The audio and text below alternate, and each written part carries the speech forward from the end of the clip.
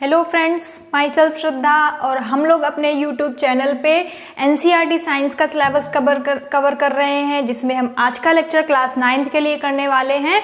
और जो हमारा आज का चैप्टर है वो चैप्टर नंबर 2 है, is matter around us pure. तो फ्रेंड्स, हम इस चैप्टर का एक लेक्चर कर चुके हैं। अगर आप लोगों ने ना देखा हो तो आप आई बटन पे क्लिक करके हमारा जो फर्स्ट लेक्चर है उसको देख सकते हैं।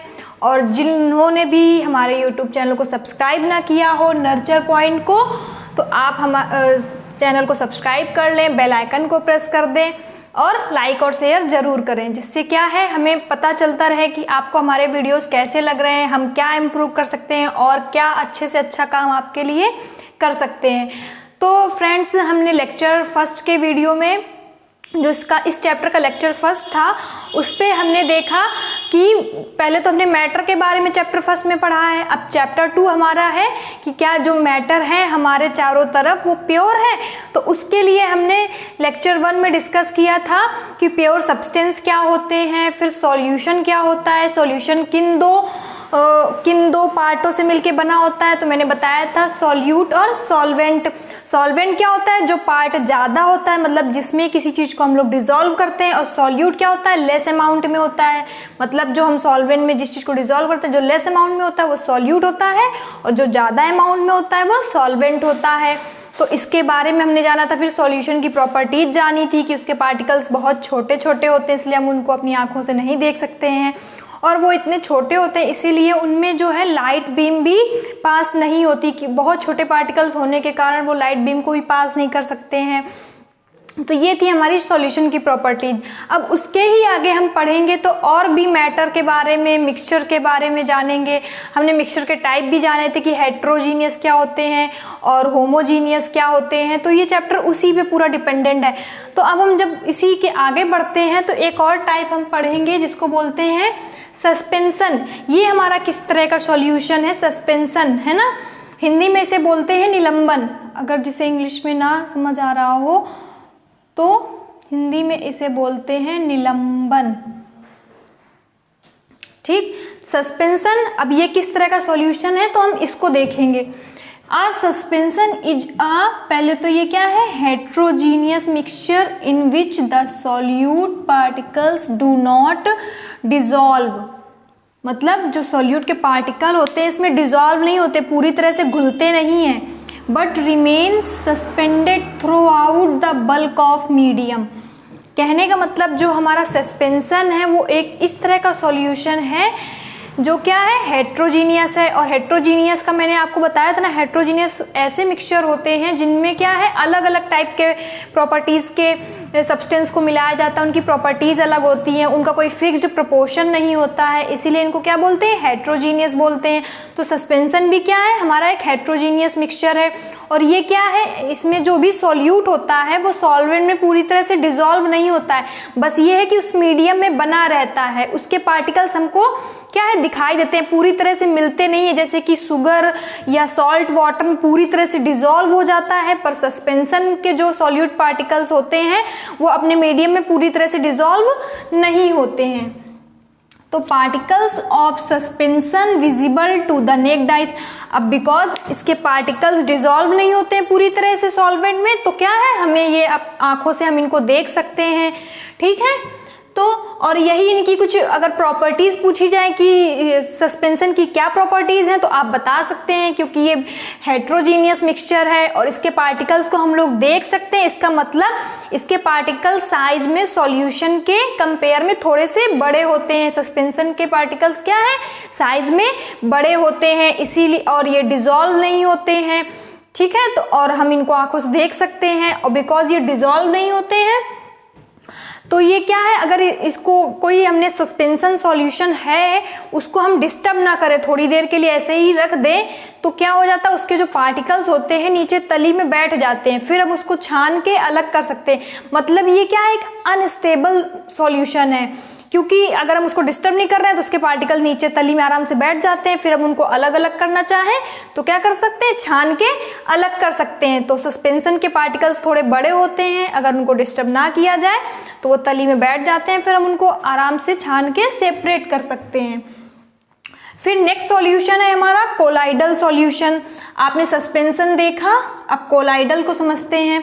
The particles of colloidal are uniformly spread throughout the solution. जो कोलाइडल सॉल्यूशन के पार्टिकल्स होते हैं वो अपने पूरे सॉल्यूशन में यूनिफॉर्मली मतलब अच्छे तरीके से मिले रहते हैं।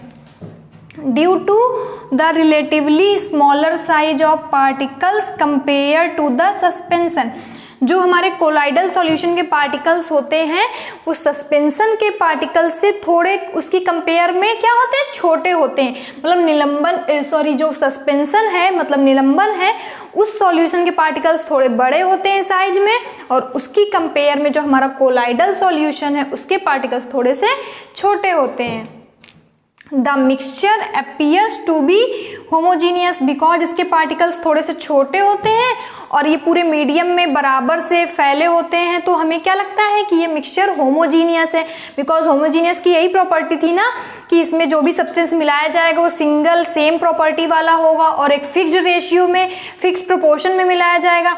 बिकॉज इसके पार्टिकल्स पूरे यूनिफॉर्मी तरीके से स्प्रेड होते हैं और साइज में भी सस्पेंशन से थोड़े छोटे होते हैं, इसलिए हमको क्या है फील होता है कि ये होमोजीनियस मिक्सचर है, बट एक्चुअली क्या होते हैं वो हेट्रोजीनियस होते हैं। कोलाइडल सॉल्यूशन भी क्या है हेट्रोजीनियस, बिकॉज वो इतने छोटे जरूर हैं पर वो क्या है डिफरेंट प्रॉपर्टीज के सब्सटेंस मिले होते हैं। और ये क्या इनको भी अगर हम लोग डिस्टर्ब ना करें इस तरह के सॉल्यूशन तो इसके भी पार्टिकल तली में बैठ जाते हैं, बट इसको हम छान के अलग नहीं कर सकते हैं क्योंकि इसके पार्टिकल्स थोड़े से छोटे होते हैं सस्पेंशन से। तो इसको इनके पार्टिकल्स को अलग करने के लिए कुछ अलग मेथड है, कुछ अलग प्रोसेस है। इसको छान के कोलाइडल सॉल्यूशन के पार्टिकल्स को हम लोग छान के अलग नहीं कर सकते हैं।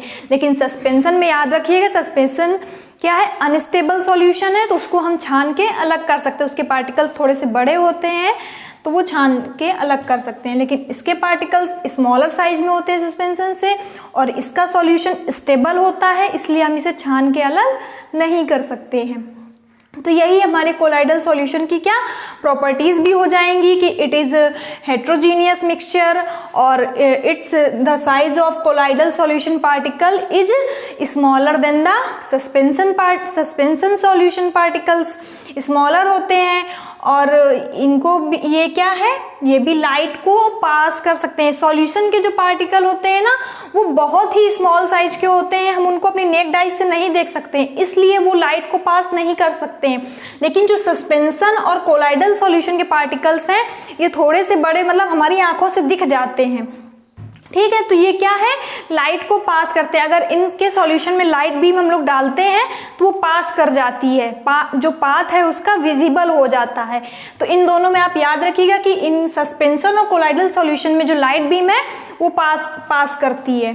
अब हम यहाँ पे एग्जाम्पल जैसे कि कोलाइडल सॉल्यूशन का मिल्क दिया हुआ है। अब मिल्क में बहुत सी चीज़ें देखिए, हम उससे क्या है बटर मक्खन निकालते हैं ना, मिल्क में बहुत छोटे छोटे पार्टिकल्स मिले होते हैं और वो इतने छोटे होते हैं कि क्या हम अपनी नेक्ड आई से देख सकते हैं, नहीं देख सकते हैं। लेकिन जब इसका एक अलग मेथड होता है, हम घरों में मिल्क से क्या है क्रीम निकालते हैं ना, तो ये कोलाइडल सॉल्यूशन है, इसके पार्टिकल्स बहुत छोटे होते हैं बट ये एक हेट्रोजीनियस है क्योंकि इसमें अलग अलग प्रॉपर्टीज के सब्सटेंस मिले होते हैं। अब हम कोलाइडल सॉल्यूशन देखेंगे तो कोलाइडल सॉल्यूशन है इसके जैसे कि सॉल्यूशन में मैंने आपको बताया था कि इसके दो कंपोनेंट होते हैं सॉल्वेंट और सॉल्यूट। तो सेम एज कोलाइडल सॉल्यूशन के भी क्या है दो कंपोनेंट है, एक डिस्पर्ज फेज है और एक डिस्पर्जिंग मीडियम है। तो जो डिस्पर्जिंग मीडियम है वो हमारा सॉल्वेंट की तरह काम करता है। सॉल्वेंट का मतलब ये लार्ज अमाउंट में होगा और जो हमारा डिस्पर्ज फेज है वो हमारा सॉल्यूट की तरह काम करेगा। डिस्पर्ज फेज किसकी तरह काम करेगा सॉल्यूट की तरह, बिकॉज डिस्पर्ज फेज में जो भी सब्सटेंस होंगे ये लेस अमाउंट में मिलाए जाएंगे और डिस्पर्जिंग मीडियम हमारा लार्ज अमाउंट में होगा। तो जो डिस्पर्ज फेज का सब्सटेंस है वो डिस्पर्जिंग मीडियम में क्या होगा डिसॉल्व होगा। तो यहाँ पे मैंने कुछ कोलाइडल सॉल्यूशन के एग्जांपल्स दिए हैं, पूरी टेबल बनी है कि कितने तरह के कोलाइडल सॉल्यूशन हो सकते हैं, कौन कौन से सब्सटेंसेस हैं, कौन कौन से सॉल्यूशन है जो कोलाइडल सॉल्यूशन में आते हैं। तो देखते हैं हम लोग। फर्स्ट डिस्पर्ज फेज क्या है, लिक्विड है। डिस्पर्ज फेज का मतलब समझ गए ना आप, ये लेस अमाउंट में होगा, और डिस्पर्जिंग मीडियम गैस है, मतलब ये लार्ज अमाउंट में होगा। कहने का मतलब हम लोग गैस में लिक्विड को मिला रहे होंगे, गैस में लिक्विड डिसॉल्व हो रहा होगा। तो जब ऐसा होता है, गैस में लिक्विड डिसॉल्व होता है, तो क्या बनता है, कौन सा हमारा कोलाइडल सॉल्यूशन बनता है, एरोसॉल बनता है। जब गैस में कोई लिक्विड डिसॉल्व होता है तो इस तरह के कोलाइडल सॉल्यूशन को हम लोग एरोसॉल बुलाते हैं। और एरोसॉल में कौन कौन से सब्सटेंस आ सकते हैं, लाइक फॉग, कोहरा, है ना, सुबह सर्दियों में आपने देखा होगा क्लाउड्स मतलब बादल। अब क्लाउड्स, बादल क्या है, वहाँ गैसेस तो होती है ना, गैस क्लाउड्स में, बादलों में हवा, एयर, गैस, यही सब तो होता है, और जब उसमें लिक्विड मिल जाता है तभी तो बारिश होती है। तो उस तरह क्लाउड्स भी हमारे क्या हो गए, कोलाइडल सॉल्यूशन के एग्जाम्पल हो गए, जिसको हम एरोसॉल में रखते हैं। क्योंकि एरोसॉल कैसे बनता है, जब डिस्पर्जिंग मीडियम गैस हो एंड डिस्पर्ज फेज लिक्विड। तो आप डिस्पर्ज फेज और डिस्पर्जिंग मीडियम में बिल्कुल कंफ्यूज मत होइएगा, because it is work like solvent and disperse phase work like solute. अब नेक्स्ट हम देखते हैं सॉलिड। सॉलिड को जब हम गैस में डिसॉल्व करेंगे, फिर से हम डिस्पर्जिंग मीडियम में क्या है, सॉलिड को डाल रहे हैं, तो जब इनका मिक्सचर मतलब इनका सॉल्यूशन बनता है तो फिर से एरोसॉल बनता है। और इसमें क्या आता है हमारा, स्मोक, धुआं। तो स्मोक में भी तो क्या है, धुआं, एयर, गैस होती है उसमें, और स्मोक में डस्ट के छोटे छोटे पार्टिकल होते हैं, तो वो क्या है, सॉलिड का काम करते हैं। तो जब गैस में सॉलिड मिल जाता है तो एरोसॉल बनता है, और जब गैस में सॉलिड मिलता है तो क्या है, स्मोक। स्मोक एरोसॉल में आता है, और ये गैस में सॉलिड के मिलने से बनता है। फिर नेक्स्ट है, जब गैस को हम लोग लिक्विड में मिलाते हैं, अब क्या है, गैस हमारी डिस्पर्ज फेज है, मतलब सॉल्यूट है, सॉल्यूट को हम सॉल्वेंट में मिलाते हैं मतलब लिक्विड में, तो क्या बनता है, फोम, है ना, फोम। तो ये तो आपने अपने घरों में भी देखा होगा, शेविंग क्रीम जब हमारे घरों में यूज करते हैं लोग, तो आपने देखा होगा ना, वो गैस के फॉर्म में जब क्रीम फेस पे लगाते हैं और जरा सा उसमें लिक्विड लगाए तो कितना फोम आ जाता है। तो वो क्या हो गया, वो भी हमारा कोलाइडल सॉल्यूशन है, जो क्या है, फोम टाइप का है। और फोम के एग्जाम्पल क्या है, शेविंग क्रीम है। और कैसे बनाइए, जब गैस को हम लोग लिक्विड में मिलाते हैं। फिर नेक्स्ट क्या है, अब लिक्विड लिक्विड का है, मतलब दोनों ही सॉल्यूट और सॉल्वेंट दोनों लिक्विड है। अब इनको जब मिलाते हैं तो हमारा एक कोलाइडल सॉल्यूशन बनता है इमल्सन टाइप का।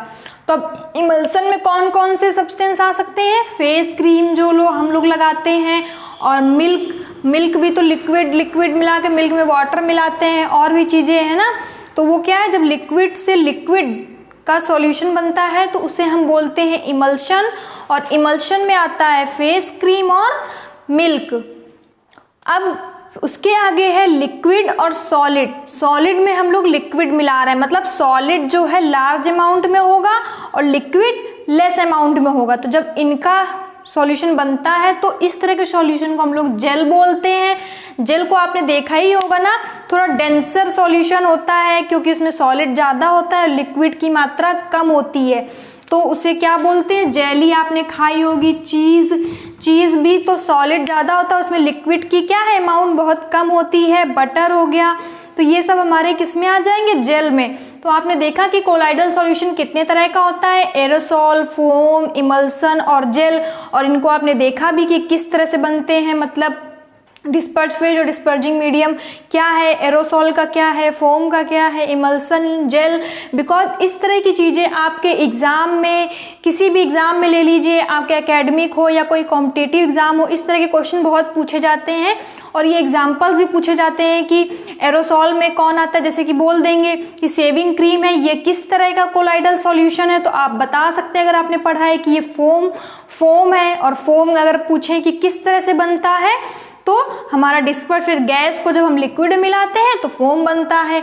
तो फ्रेंड्स, आपने देखा ये टेबल कितनी इंपॉर्टेंट है आपके लिए। आप एग्जाम्पल्स को देखिए, उनके टाइप को देखिए और फेज मीडियम देखिए, तो आपको बिल्कुल भी कोई भी कंफ्यूजन नहीं होगा, आप अच्छे से समझ पाएंगे। क्योंकि डिस्पर्ज फेज और डिस्पर्जिंग मीडियम में आपको कंफ्यूजन नहीं होगा। डिस्पर्जिंग मीडियम सॉल्वेंट की तरह काम करता है और डिस्पर्ज फेज सॉल्यूट की तरह। तो फ्रेंड्स अब हम आगे बढ़ते हैं और आगे हमने देखा क्या है हमारा टिंडल इफेक्ट। अब ये भी बहुत इंपॉर्टेंट इफेक्ट है क्योंकि ये भी हमारे कॉम्पिटिटिव एग्जाम में बहुत पूछा जाता है। तो टिंडल इफेक्ट क्या है, जैसे कि मैंने आपको यहाँ पे सस्पेंशन और कोलाइडल सॉल्यूशन बताया ना कि इनके पार्टिकल्स क्या है लाइट को पास होने देते हैं, जिससे क्या है पाथ विजिबल हो जाता है। तो उसी से हमारा ये टिंडल इफेक्ट बना हुआ है। तो the small size of colloidal particles can easily scatter a beam of light and make its path visible. जब किसी सॉल्यूशन मतलब कोलाइडल या सस्पेंशन टाइप का सॉल्यूशन होगा, तो अगर इस तरह के सॉल्यूशन कहीं बन रहे होंगे, कोलाइडल सॉल्यूशन कहीं बन रहा होगा, उसमें जब हम लाइट बीम को पास कराएंगे तो लाइट बीम पास हो जाती है और पाथ क्या है विजिबल मतलब हमें दिखने लगता है। तो इस तरह के इफेक्ट को क्या बोलते हैं, टिंडल इफेक्ट बोलते हैं। ये कोलाइडल सॉल्यूशन या सस्पेंशन में ही होता है, आपको ध्यान रखना है, ठीक। अब हम एग्जांपल से समझेंगे कि किस तरह से हम इन चीज़ों को समझ सकते हैं। तो देखिए, इट कैन बी ऑब्जर्व, आप ये देख सकते हैं, अपने घर में ही देख सकते हैं। When a fine beam of light enter a room through a small hole. अगर आपने अपने घर में देखा हो, कहीं भी घर में अगर स्मॉल होल होता है तो आप देखते हैं कि लाइट वहाँ से आती है और खूब सारे डस्ट के पार्टिकल दिखते हैं, है ना उसमें। तो वही पार्टिकल तो लाइट को विजिबल कर रहे हैं, क्योंकि डस्ट के पार्टिकल इतने स्मॉल तो नहीं होते ना, हम लोग अपनी आंखों से देख सकते हैं उसको। तो जब भी कोई किसी स्मॉल होल से लाइट पास होती है तो वो पार्टिकल्स क्या है, डस्ट के पार्टिकल लाइट को पास होने देते हैं, तभी वो हमें दिखती है। और यही क्या है, हमारा कोलाइडल सॉल्यूशन का काम करता है। और इस तरह के इफेक्ट को हम लोग टिंडल इफेक्ट बोलते हैं। इसको आप और भी ऑब्जर्व कर सकते हैं, जब when sunlight passes through the canopy of dense forest.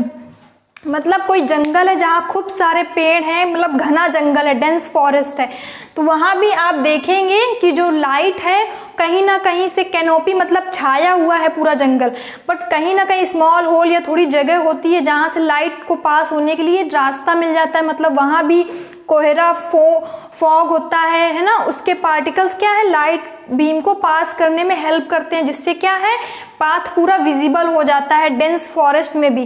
तो ये सब क्या है, टिंडल इफेक्ट के एग्जाम्पल है।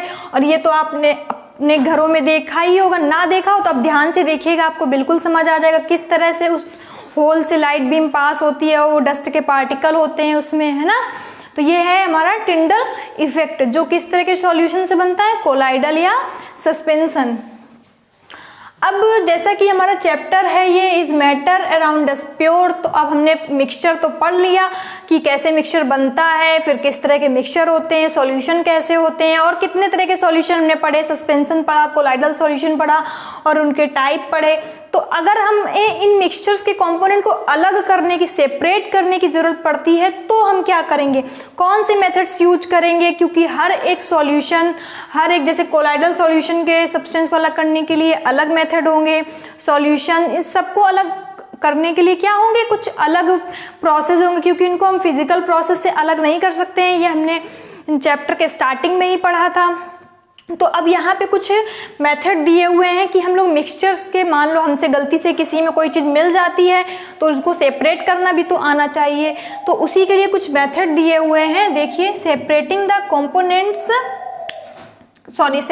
कंपाउंड्स ऑफ अ मिक्सचर, मतलब किसी मिक्सचर से अगर हमको कंपाउंड कोई सेपरेट करने हैं तो क्या होगा, तो different method of separation are used to get individual components. मतलब मिक्सचर से अलग अलग, इंडिविजुअल का मतलब अलग अलग कंपोनेंट अलग करने के लिए हमें बहुत से मेथड यूज करते हैं, जिसमें फर्स्ट मेथड है हमारा इवोपरेशन। अब इवोपरेशन के बारे में तो आपने बहुत पहले से भी सुन रखा होगा, पर यहाँ मिक्सचर है तो हम ये जानेंगे कि इवोपरेशन से हम किस तरह के मिक्सचर से हम सब्सटेंसेस को सेपरेट कर सकते हैं। तो देखिए यहाँ दिया है सेपरेट सोडियम क्लोराइड, मतलब इसको हम लोग सॉल्ट भी बोलते हैं ना। तो सॉल्ट को हम लोग सेपरेट कर रहे हैं किससे, वाटर सॉल्यूशन से। मतलब वाटर में सॉल्ट मिला हुआ है तो हम लोग सॉल्ट को वाटर से कैसे सेपरेट करेंगे, तो सॉल्ट को सेपरेट करने के लिए इवोपरेशन मेथड का यूज करते हैं। मतलब जैसे कि आप सी वाटर का एग्जाम्पल ले लीजिए, उससे सॉल्ट बनाया जाता है ना। तो जब सी वाटर को हम लोग किसी एक जगह पे क्यारियाँ बना के या कुछ भी ऐसा करके जब उस वाटर को एक जगह इकट्ठा किया जाता है, फिर जब उसमें सन रेज पड़ती हैं, लाइट लगातार पड़ती रहती है, तो वाटर क्या है वो हीट हो जाता है। जब हीट होने लगता है तो आप जानते हैं वाटर को हीट करो तो क्या है वो इवोपरेट होने लगता है ना, तो वाटर इवोपरेट होके क्या है ऊपर चला गया और उसमें सॉल्ट बच जाएगा। तो इस तरह से हम लोग सी वाटर से क्या है सॉल्ट प्रिपेयर करते हैं, और यही मेथड है इवोपरेशन का कि वाटर सॉल्यूशन से हम लोग सोडियम क्लोराइड मतलब सॉल्ट को कैसे सेपरेट करते हैं। तो आपने देखा कि इवोपरेशन मेथड से हम किस तरह के मिक्सचर्स को अलग कर सकते हैं, मतलब जिसमें कोई एक मिक्सचर एक सब्सटेंस क्या हो इवोपरेट हो जाता हो, तो उस तरह के मिक्सचर्स को हम लोग इवोपरेशन मेथड से सेपरेट कर सकते हैं। नेक्स्ट है हमारा सेंट्रीफ्यूगेशन मेथड। तो इस मेथड से हम लोग कौन से मिक्सचर को अलग करेंगे, देखिए पहले इसका प्रिंसिपल क्या है, सेंट्रीफ्यूगेशन कैसे काम करता है। तो the principle is that the denser particle मतलब जो भारी पार्टिकल होते हैं are forced to the bottom, मतलब भारी पार्टिकल इस प्रोसेस के थ्रू जो भारी पार्टिकल होते हैं वो बॉटम में चले जाते हैं, और जो लाइटर पार्टिकल होते हैं stay at the top when spoon rapidly, जब उस सॉल्यूशन को हम तेजी से घुमाते हैं, मतलब एक सेंट्रीफ्यूगेशन मशीन भी होती है, या आपने घरों में देखा होगा जब आपकी मदर क्या है मट्ठे से मक्खन निकालती होंगी, बटर निकालती होंगी, तो भी आपने देखा होगा कि उसको तेजी से क्या है घुमाते हैं ना। तो जब उसको तेजी से घुमाते हैं तो जो डेंसर पार्टिकल है वो नीचे बैठ जाते हैं, और जो बटर मक्खन होता है क्रीम होता है वो पार्टिकल हल्के होते हैं तो क्या ऊपर आ जाते हैं, तभी उसको अलग करके निकाल लेते हैं ना।